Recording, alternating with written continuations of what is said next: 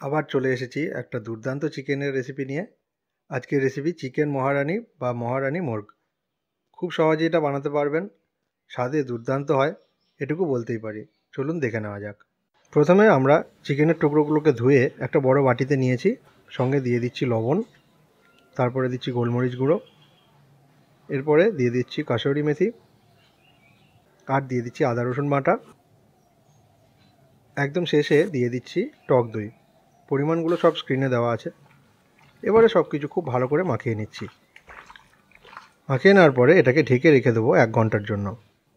অন্যদিকে আমন্ড আর কাজু বাদাম গরম জলে ভিজিয়ে রেখেছিলাম। আমন্ডের খোসাগুলো ছাড়িয়ে নিয়ে কাজু বাদামের সঙ্গে বেটে একটা ভালো পেস্ট বানিয়ে নিয়েছি। একটা শুকনো কড়াই গরম করে তাতে দিচ্ছি গোটা ধনে, গোটা জিরে, মৌরি, আর দিচ্ছি শুকনো লঙ্কা।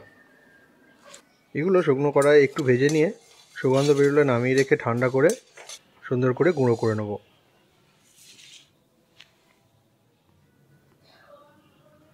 এবারে কড়াইয়ে পরিমাণ মতো সাদা তেল গরম করছি। তেলটা গরম হয়ে গেলে এতে কোচানো পেঁয়াজ ভাজতে দিচ্ছি। একটু নাড়াচাড়া করে নিচ্ছি। পেঁয়াজটাকে আমাদের হালকা লালচে বাদামি করে ভাজতে হবে। এর সঙ্গে দিয়ে দেবো কয়েকটা চেরা কাঁচা লঙ্কা।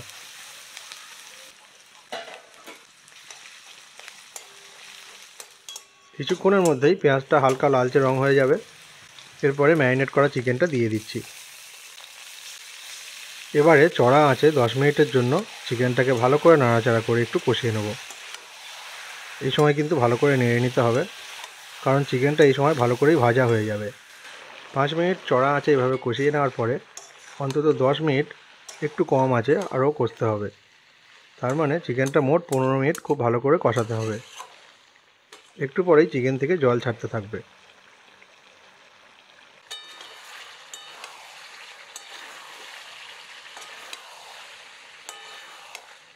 এই পর্যায়ে আগের থেকে বানিয়ে রাখা ভাজা মশলার অর্ধেকটা চিকেনের মধ্যে যোগ করছি আর খুব ভালো করে এটা মিশিয়ে দিচ্ছি। চিকেনটা ইতিমধ্যে যথেষ্ট নরম হয়ে এসেছে। আর এরপরে আমি আগের থেকে বেটে রাখা কাজু আর আমন্ডের পেস্টটা যোগ করছি।